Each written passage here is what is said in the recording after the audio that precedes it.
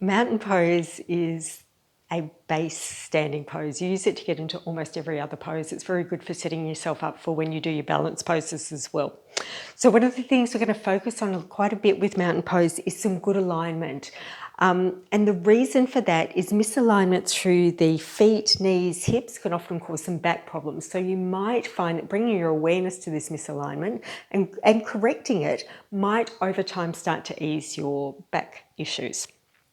So, starting with the feet. You want your feet under the hip creases. There's also a school of alignment where it places the bunion bones together. Perfectly fine if you've been taught that way and you want to do it that way. I tend to find though more for women whose hips are a little bit wider, it's easier to have the feet apart.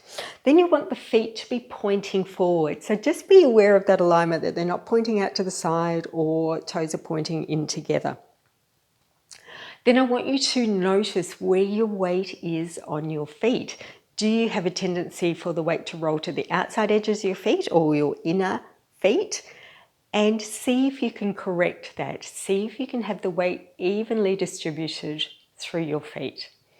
So we're bringing some attention to habits that we may have had for decades, just the way our posture aligns. Once you're feeling that your weight is evenly distributed on your feet, lift up your toes, spread them apart and place them back down, just for that little extra part of stability.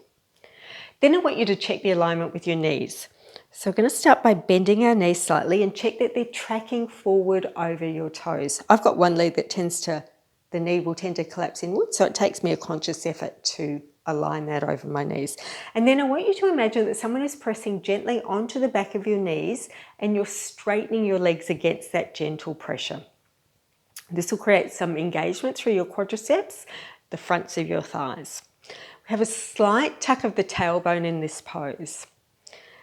So we've set up our lower half of the body, so we're feeling grounded and connected, and mountain pose is a grounding pose. Then we're going to start to lengthen through the spine. So imagine that there's a cord running through the crown of your head down to the base of your spine and someone is pulling up on it. So you're lengthening. You may even find that you get marginally taller in this pose. You keep your chin parallel to the ground, so not up too high, not down too low. And then you have your arms by your body, but there is this slight engagement. So they're not just hanging, but there's that little bit of space between the arms and the body. And then, of course, we connect to our breath. So while we've got some slight engagement through the core, you want to remain soft in the belly so your breath can easily flow down there. And once you're in the pose, if you want to test your balance a little bit, you can close your eyes.